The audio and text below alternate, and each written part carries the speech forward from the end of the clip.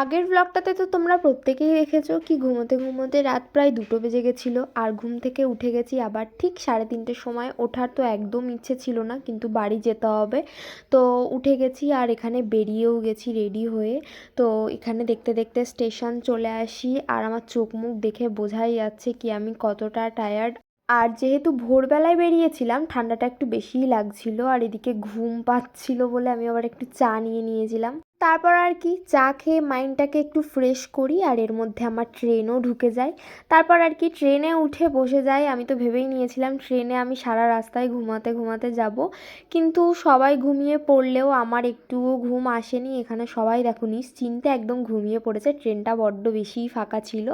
তারপর কিছুক্ষণ পর আমিও ঘুমিয়েছিলাম। ভাই এখানে টাটা করে চলে গেল, আর এদের গায়ে কত এনার্জি দেখো, এরা কি করছিল ট্রেনের মধ্যে আমি জানি না। আর বাড়ি এসে ফ্রেশ হয়ে এখানে খেয়ে আমি ঘুমাতে চলে যাব। তো আজকের জন্য টাটা।